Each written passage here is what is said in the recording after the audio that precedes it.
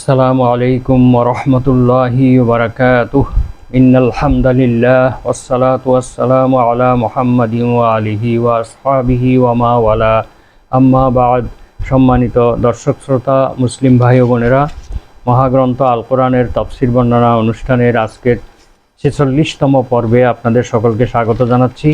আজকের পর্বে পবিত্র কোরআনের সূরা বাকারার ৩০ নম্বর আয়াতের সংক্ষিপ্ত তাফসীর বর্ণনা করা হবে ইনশাআল্লাহ। ওমা তৌফিকি ইল্লা বিল্লাহ, আলাইহি তাওয়াক্কালতু ওয়া ইলাইহি উনীব।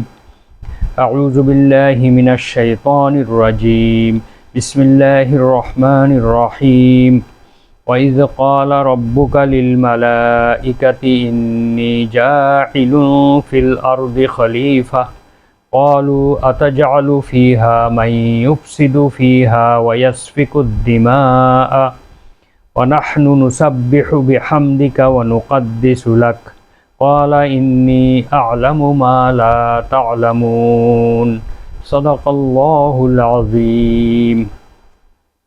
মহান আল্লাহ তাআলা ইরশাদ করেন, হে রাসূল, আপনি স্মরণ করুন সেই ঘটনার কথা, সেই সময়ের কথা যখন আপনার প্রতিপালক মালাইকাকে বলেছিল, ফেরেশতাগণকে বলেছিলেন, আমি পৃথিবীর বুকে আমার একজন প্রতিনিধি সৃষ্টিকারী, আমি পৃথিবীতে আমার একজন প্রতিনিধি সৃষ্টি করতে চাই। ক্বালু, ফেরেশতাগণ বললেন, আপনি কি পৃথিবীতে এমন একটি মাখলুক সৃষ্টি করতে চান যারা এই পৃথিবীতে বিপর্যয় সৃষ্টি করবে এবং রক্তপাত ঘটাবে, রক্ত ঝরাবে?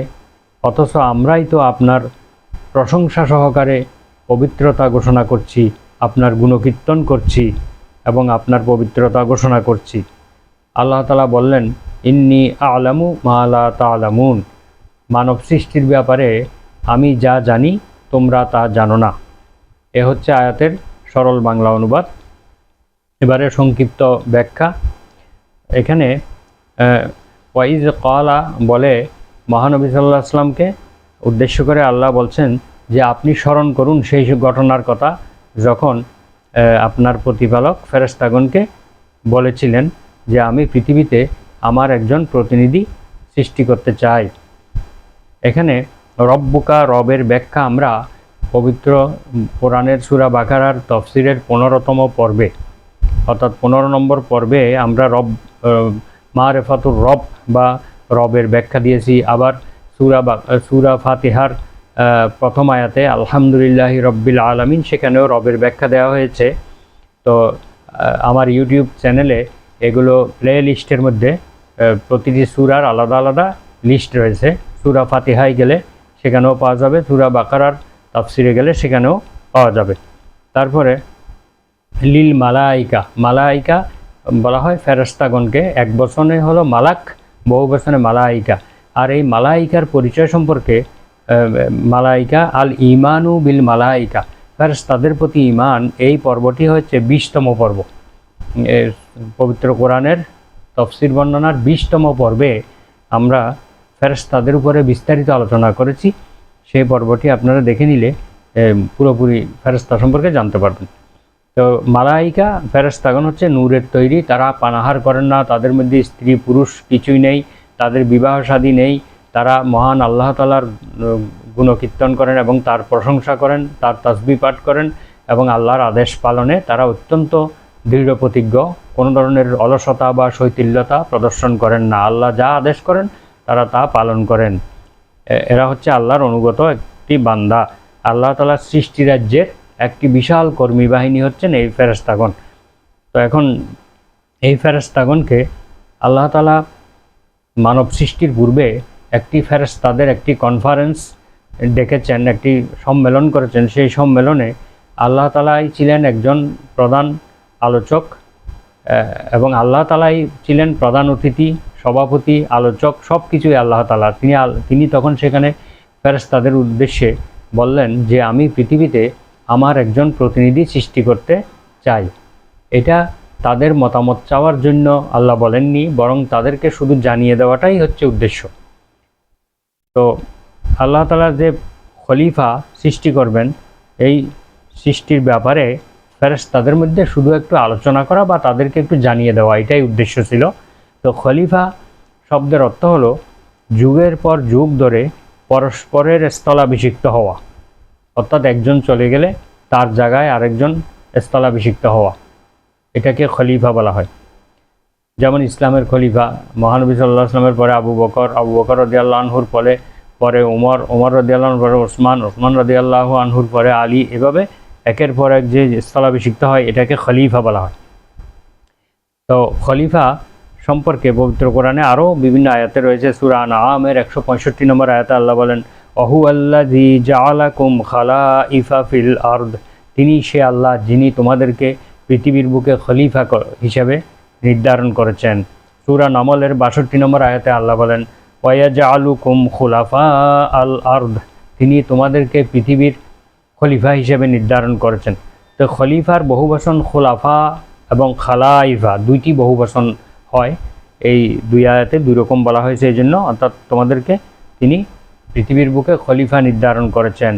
তারপরে সূরা যুখরুফের 60 নম্বর আয়াতে বলেন, ওয়ালাউ নাশাউ লাজআলনা মিনকুম মালাইকাতান ফিল আরদি ইয়াখলুফুন, আমি যদি চাইতাম তাহলে তোমাদের মধ্য থেকে আমি ফেরেশতাদেরকে পৃথিবীর বুকে আমার প্রতিনিধি হিসাবে নির্ধারণ করতাম এবং তারা পৃথিবীতে প্রতিনিধিত্ব করত। সূরা আরাফের 169 নম্বর আয়াতে আল্লাহ বলেন, ফাখালাফা মিন বাদিহিম খালফুন, অতঃপর তাদের অযোগ্য উত্তরসূরিরা একের পর এক তাদের স্থলাভিষিক্ত হতে থাকে। এটি একটি ওইসব উম্মতের জন্য বলা হয়েছে যারা সালাতকে নষ্ট করে দিয়েছে, সালাত আদায় না করে সালাতকে ধ্বংস করে দিয়েছে, তাদের ব্যাপারে বলা হয়েছে তাদের পর তাদের অযোগ্য উত্তরসূরিরা একের পর এক স্থলাভিষিক্ত হতে থাকে, তারা আল্লাহ তাআলার সালাতকে ধ্বংস করে দিয়েছে, সালাত আদায় করে না, সালাতের কোনো গুরুত্ব দেয় না। তো যাই হোক, এখানে খলিফা মানুষ যে খলিফা বিভিন্ন আয়াতে এটা বলা হয়েছে। আদম আলাইহিস সালামকে খলিফা সৃষ্টির ব্যাপারে এই আয়াতে বলা হয়েছে, কিন্তু পরবর্তী বিভিন্ন আয়াতে সমস্ত মানুষকে এখানে খলিফা হিসেবে বলা হয়েছে। তো কোনো মুফাসসির বলেন যে খলিফা দ্বারা এখানে আদম আলাইহিস সালামকে উদ্দেশ্য করা হয়েছে, আদমকে বোঝানো হয়েছে। তো আদমকে বোঝানো হয়েছে এই আয়াতের মধ্যে, কিন্তু পরবর্তী আয়াতগুলোতে যে আয়াতগুলো আমরা তেলাওয়াত করলাম এগুলোতেও সমগ্র মানুষকে খলিফা হিসেবে আল্লাহ তাআলা এখানে বলেছেন, প্রত্যেকটা মানুষকে এখানে খলিফা হিসেবে উল্লেখ করেছেন। তো ফেরেশতাদের বক্তব্যটি আদম আলাইহিস সালামের বংশধর সম্পর্কে তারা বলছেন। ফেরেশতাগণ বলছেন যে আল্লাহ যখন বললেন আমি পৃথিবীতে আমার খলিফা সৃষ্টি করতে চাই, তখন ফেরেশতাগণ বললেন আপনি কি পৃথিবীতে এমন একটি মাখলুক সৃষ্টি করতে চান যে যারা পৃথিবীতে ফিতনা ফাসাদ করবে, রক্তারক্তি করবে, এই দুইটা অপরাধের কথা বলেছেন। পৃথিবীতে বিপর্যয় সৃষ্টি করবে এবং বিভিন্ন ধরনের দাঙ্গা হাঙ্গামা সৃষ্টি করবে এবং রক্তারক্তি করবে, রক্তপাত ঘটাবে। এই কথাটি ফেরেশতাগণ আদম আলাইহিস সালামকে উদ্দেশ্য করে বলেন নাই, আদম আলাইহিস সালামের বংশধরদের সম্পর্কে তারা এটা অনুমান করে বলেছিলেন, আদম আলাইহিস সালামের সম্পর্কে বলেন নাই। ফেরেশতাগণ মানব প্রকৃতির চাহিদাকে লক্ষ্য করেই তারা এটা বলেছেন। তাদের মানব প্রকৃতি সম্পর্কে ধারণা ছিল, তারা জানতে পেরেছিলেন এবং সেই প্রকৃতির চাহিদাকে লক্ষ্য করে তারা বলছেন মানব প্রকৃতির চাহিদা হলো যে অতি লোভ সংবরণ করতে না পারা এবং অতিরিক্ত পাওয়ার আকাঙ্ক্ষা, একের উপর অপরের প্রাধান্য বিস্তার করা, ক্ষমতার লড়াই করা ইত্যাদি মানব প্রকৃতির এই অপরিসীম চাহিদাকে লক্ষ্য করেই তারা এই কথাটি বলেছিলেন। কেননা তাদেরকে মাটি দ্বারা সৃষ্টি করা হবে বলে আল্লাহ তাআলা তা আগেই জানিয়ে দিয়েছিলেন। তো সুতরাং মাটি দ্বারা সৃষ্টি এই প্রাণীর কীরকম তাদের চাহিদা, তাদের প্রকৃতি কীরকম হবে এটা ফেরেশতারা জানতে পেরেছিলেন, তাই তারা এটার উপর অনুমান করে এই কথাটি বলেছিলেন। তো আরেকটি মতামত হলো খলিফা শব্দের ভাবার্থ জেনেই তারা এই কথাটি বলেছিলেন। খলিফা কি করে? খলিফা মানুষ হবে ন্যায় অন্যায়ের ফয়সালাকারী, অত্যাচার অনাচার এবং অপরাধকে প্রতিহতকারী, অবৈধ কাজ পাপ কাজে বাধা দানকারী হবে। খলিফারা হবে এরকম যে যিনি ন্যায় অন্যায়ের ফয়সালা করবে, এবং অপরাধ প্রবণতা দূর করবে, পাপ কাজে বাধা দিবে, অনাচারকে প্রতিহত করবে, জুলুমের প্রতিকার করবে। সুতরাং এগুলো করতে গেলেই পৃথিবীতে বিভিন্ন ধরনের বিরোধীদের সঙ্গে তাদের মোকাবেলা করতে হবে, এই অনুমান করেই তারা বলেছিলেন। তো প্রথম সৃষ্টিজীব ছিল এই পৃথিবীতে জিন জাতি। জিন জাতি ব্যাপকভাবে আল্লাহর নাফরমানি করেছিলেন। এইটা দেখে ফেরেশতারা এই মানুষকেও তাদের সাথে তুলনা করে এই কথাটি বলেছিলেন যে পূর্ববর্তী জিন জাতি যেহেতু এরকম অপরাধ করেছে, সুতরাং পরবর্তী সৃষ্টিও তো তাই করবে, এরকম অনুমান করে তারা বলেছিলেন।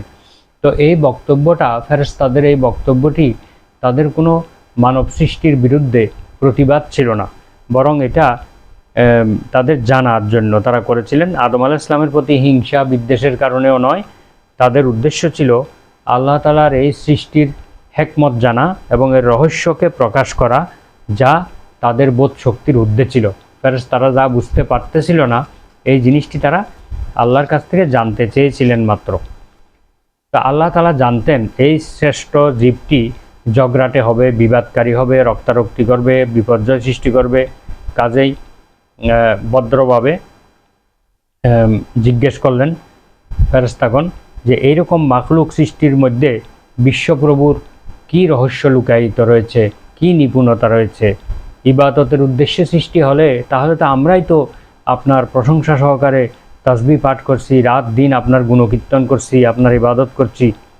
আর আমরা তো বিবাদকারী নই, আমরা ওই মানুষের মতো হিংসা বিদ্বেষকারী বা বিবাদকারী, বিপর্যয় সৃষ্টিকারী নই, এবং আমরা এগুলো থেকে সম্পূর্ণ ঊর্ধ্বে। তারপরেও এই বিবাদকারী, এই বিপর্যয় সৃষ্টিকারী মাখলুকটাকে সৃষ্টি করার কি যৌক্তিকতা আছে, এটা ভদ্রভাবে জানার জন্যই তারা কেবল এই কথাটি বলেছিলেন। তারা যা করবে, এই মানুষ পৃথিবীতে এসে যা করবে তা আল্লাহ ভালোভাবে জানেন। তারপরেও এদের সৃষ্টির মধ্যে যে দূরদর্শিতা এবং নিপুণতা লুকায়িত রয়েছে তা একমাত্র মহান আল্লাহ তাআলাই জানেন। তিনি জানেন যে এই মানুষের মধ্য থেকে নবী রাসূল জন্মগ্রহণ করবে, শহীদগণ জন্মগ্রহণ করবে, সিদ্দিকিন বা সত্যবাদীগণ জন্মগ্রহণ করবে, আল্লাহ তাআলার বন্ধু অলিগণ জন্মগ্রহণ করবে, সত্যের উপাসক আল্লাহর মুকাররব বান্দারা, নৈকট্য লাভকারী বান্দারা জন্মগ্রহণ করবে, বড় বড় আলেম ওলামা জন্মগ্রহণ করবে, মুত্তাকিরা মুমিনগণ, এই মহামানবের জন্ম হবে, এইসব মহামানবের জন্ম হবে মানুষের মধ্য থেকে। আর তারা পৃথিবীতে আল্লাহর আদেশ নিষেধ মানবে এবং আল্লাহ তাআলার আদেশকে বাস্তবায়ন করবে, আল্লাহর দ্বীনকে প্রতিষ্ঠিত করবে, এবং তারাই বিভিন্ন বার্তাবাহকদের আহ্বানে, দাওয়াতে তারা সাড়া দিবে, নবী রাসূলগণের দাওয়াতে এইসব লোকেরাই সাড়া দিবে। তো এই জন্য এই রহস্যের কারণেই আল্লাহ তাআলা মানব জাতিকে সৃষ্টি করেছেন, কিন্তু ফেরেশতাগণ এই বিশাল উদ্দেশ্য তাদের অজানা ছিল, তাই তারা এটা জানতে চেয়েছিলেন মাত্র। আর এটা ফেরেশতাদের কোনো অপরাধ হয় নাই। যদি অপরাধ হতো তাহলে আল্লাহ তাদেরকে শাস্তি দিতেন, কিন্তু আল্লাহ তাআলা শাস্তি দেন নাই। এখান থেকে একটা জিনিস বোঝা যায় যে মানুষ যখন পরামর্শ করার জন্য বসে, একটি পরিবার বা একটি রাষ্ট্রের কর্ণধারগণ অথবা যে কোনো প্রতিষ্ঠানের কর্মকর্তা কর্মচারীগণ যখন একসঙ্গে বসে তারা প্রতিষ্ঠানের উন্নতির জন্য যখন তারা আলোচনা করে, তখন যে কোনো মতামত যে কেউ পেশ করতে পারে, এটা কোনো দূষণীয় নয়। তার মতামত গ্রহণযোগ্য হতেও পারে, নাও হতে পারে, কিন্তু এই জন্য তাকে শাস্তি প্রদান করা হয় না বা তাকে তিরস্কার করা হয় না। ঠিক তদ্রূপ ফেরেশতাগণকেও আল্লাহ তাআলা কোনো তিরস্কার করেননি, বরং তাদেরকে কোনো শাস্তিও দেননি। এর দ্বারা ইসলামে মতামত প্রকাশের স্বাধীনতা এটা বোঝা যায়, এটা প্রমাণিত হয়। এখন আল্লাহ তাআলা ফেরেশতাগণকে পৃথিবীর বুকে দুই শিফটে তাদের ডিউটির জন্য প্রেরণ করেন। এক দলকে প্রেরণ করেন আসরের সময়, তারা ফজর পর্যন্ত ডিউটি করবে, আবার ফজরের সময় আরেক দল ফেরেশতা আসবে, তারা ফজর থেকে পরের দিন আসর পর্যন্ত, সেই দিনের আসর পর্যন্ত তারা দায়িত্ব পালন করবে। এরপরে তাদের ডিউটি বদল হয়। এইখানে ফেরেশতাগণ যখন দেখেন যে ফজরে এবং আসরে যে মুসল্লিগণ রয়েছেন মসজিদে, তারা আল্লাহর কাছে গিয়ে সাক্ষ্য দেন যে আল্লাহ অমুক অমুককে আমরা দেখে এসেছি সালাতে, ফজরেও দেখেছি, আসরেও দেখেছি। বুখারী এবং মুসলিমে এই হাদিসটি উল্লেখ রয়েছে। তো মানব সৃষ্টির রহস্য ফেরেশতাদেরকে দেখানোর জন্যই মূলত এই ফেরেশতাদেরকে পাঠানো হয়, অর্থাৎ ফেরেশতাগণ যেন স্বচক্ষে দেখে অনুধাবন করে যে মানব সৃষ্টির রহস্য কী, তারা কিভাবে আল্লাহ তাআলার আনুগত্য করে, কিভাবে আল্লাহ তাআলার দিনকে তারা পালন করে, আল্লাহর প্রতি কিভাবে আনুগত্যশীল হয়, এটা দেখানোর জন্যই তাদেরকে পাঠানো হয়। মহানবী সাল্লাল্লাহু আলাইহি ওয়াসাল্লাম বলেন যে দিনের আমলসমূহ রাতের পূর্বে এবং রাতের আমলসমূহ দিনের পূর্বে আল্লাহ তাআলার নিকট উঠে যায়। মুসলিম শরীফের হাদিসে এটা রয়েছে। অর্থাৎ দিনের বেলা যা আমল করে এটা আসরের সময় আল্লাহর কাছে উঠে যায়, আবার রাতের বেলা যা আমল করে সেটা ফজরের সময়, অর্থাৎ দিন আসার আগেই ফজরের সময় এটা আল্লাহ তাআলার কাছে উঠে যায়। তো ফেরেশতাগণ নিজেদের দলের সবাইকে সমান মনে করে থাকে। তারা মনে করছে যে আমরা সবাই সমান, আমরা সবাই আল্লাহর তাসবিহ পাঠ করতেছি, গুণগান করতেছি, সুতরাং আরেকটি জাতি সৃষ্টি করার যৌক্তিকতা কি তারা এটা জানতে চান। কিন্তু তাদের মধ্যে যে সবাই সমান নয় এটা কিন্তু ফেরেশতাগণ বুঝতে পারেননি। যেমন তাদের মধ্যে লুকায়িত ছিল একজন ইবলিস, শয়তান, সেও কিন্তু ছিল, কিন্তু সে কিন্তু ফেরেশতাদের সমকক্ষ ছিল না, সে অপরাধী ছিল, পাপী ছিল। এইভাবে তাদেরকে আল্লাহ তাআলা এভাবে বুঝিয়ে দিয়েছেন যে ইন্নী আ'লামু মা লা তা'লামুন, আমি যা কিছু জানি মানব সৃষ্টির রহস্য সম্পর্কে, হিকমত সম্পর্কে, তোমরা তা জানো না। এ কথা বলে তাদেরকে আল্লাহ তাআলা একেবারে স্তব্ধ করে দিয়েছিলেন। এটা কোনো শাস্তি নয়, বরং তাদেরকে একটি জবাব দিয়েছিলেন। তো এখন খলিফার দায়িত্ব কি? পৃথিবীতে আল্লাহ তাআলা খলিফা হিসেবে মানুষকে পাঠিয়েছেন। এক কথায় বলতে গেলে যার পক্ষ থেকে মানুষ খলিফা হয়ে এসেছে তার দায়িত্ব পালন করা, তার হুকুম আহকাম পালন করা এবং তার আদেশকে পৃথিবীর বুকে বাস্তবায়ন করা, এটাই হচ্ছে খলিফার দায়িত্ব। কোনো দেশের রাষ্ট্রদূত যখন অন্যান্য দেশে নিয়োজিত হয় তখন সে কিন্তু নিজের দেশের কথা বলে, ওই দেশের যেই দেশে নিয়োগ হয়েছে সেই দেশের কথা বলে না। বাংলাদেশের রাষ্ট্রদূত অন্য কোনো দেশে গিয়ে বাংলাদেশের পক্ষে কথা বলবে, বাংলাদেশের স্বার্থে কথা বলবে। তো একজন মানুষ যখন এই পৃথিবীতে যখন সেই প্রতিনিধি হিসেবে এসেছে আল্লাহ তাআলার পক্ষ থেকে, তাহলে তার কাজ হবে এই পৃথিবীতে নিজে আল্লাহর আদেশ পালন করবে, নিজে আল্লাহর আদেশ নিষেধগুলো বাস্তবায়ন করবে এবং পৃথিবীর বুকে আল্লাহর বিধানকে প্রতিষ্ঠিত করার জন্য যথাসাধ্য চেষ্টা করবে। আর খলিফা নিয়োগ করা এটা মানব জাতির জন্য অত্যন্ত গুরুত্বপূর্ণ এবং অত্যন্ত জরুরি। খলিফা হচ্ছে যিনি রাষ্ট্রের গুরুত্বপূর্ণ সমস্যাগুলো সমাধান করবেন, মানুষের অধিকার আদায় করে দেবেন, জুলুমের প্রতিকার করবেন এবং মানুষের মধ্যে ন্যায় বিচার প্রতিষ্ঠা করবেন, ঝগড়া বিবাদ এবং বিশৃঙ্খলা প্রতিরোধ করবেন এবং সমগ্র পৃথিবীর মানব জাতির সকল সমস্যা সমাধান করবেন। এই জন্য খলিফা নিয়োগ করা অত্যন্ত জরুরি। এই জন্য আমরা দেখেছি মহানবী সাল্লাল্লাহু আলাইহি ওয়াসাল্লাম ইন্তেকালের পূর্বেই তিনি খলিফা নির্বাচনের ইঙ্গিত দিয়ে গিয়েছিলেন। এভাবে পরবর্তী খলিফাগণও তাদের পরবর্তী খলিফা নির্বাচনের জন্য ইঙ্গিত দিয়ে গিয়েছিলেন। তো খলিফার অভাবে পৃথিবীতে আজকে ন্যায় বিচার প্রতিষ্ঠিত নেই এবং সব মানুষ তার অধিকার থেকে বঞ্চিত হচ্ছে। আল্লাহর বিধান অনুযায়ী পরিচালিত না হওয়ার কারণে এই পৃথিবীতে মানুষ তাদের অধিকার পাচ্ছে না এবং পৃথিবীতে শান্তি প্রতিষ্ঠিত হচ্ছে না। সুতরাং আল্লাহ তাআলার উদ্দেশ্য ছিল এই খলিফার মাধ্যমে পৃথিবীতে শান্তি প্রতিষ্ঠা করা এবং মানুষের জন্য একটি সুখী সমৃদ্ধশালী একটি জীবন গঠন করার সুযোগ করে দেওয়া এবং ইহকাল এবং পরকালে তাদের মুক্তির জন্য এই খলিফা নির্ধারণ করেছেন। সুতরাং আমরা এই আয়াতের শিক্ষা হলো, আমরা আল্লাহ তাআলার যেহেতু আমাদেরকে খলিফা হিসেবে এই পৃথিবীতে প্রেরণ করেছেন, আমরা আল্লাহ তাআলার বিধিবিধানকে যথাসাধ্য আমরা পালন করব এবং এই বিধিবিধানকে পৃথিবীর বুকে প্রতিষ্ঠিত করার জন্য আমরা যথাসাধ্য চেষ্টা করব। তাহলে আমাদের এই খলিফা হিসেবে আমাদের দায়িত্ব মোটামুটি কিছুটা হলেও আদায় হবে এবং আমরা আল্লাহ তাআলার কাছে জবাব দিতে পারবো যে আল্লাহ, আমরা আপনার খলিফা হিসেবে আমরা যথাসাধ্য চেষ্টা করেছি। সুতরাং আমরা যদি খলিফার কনসেপ্টটাই যদি না বুঝি তাহলে আমাদের এই মানব জন্ম বৃথা হয়ে যাবে। তো আজকে আমরা আলোচনা এখানে শেষ করছি। সুবহানাকা আল্লাহুম্মা ওয়া বিহামদিকা আশহাদু আল্লা ইলাহা ইল্লা আনতা আস্তাগফিরুকা ওয়া আতুবু ইলাইক। আসসালামু আলাইকুম ওয়া রাহমাতুল্লাহ।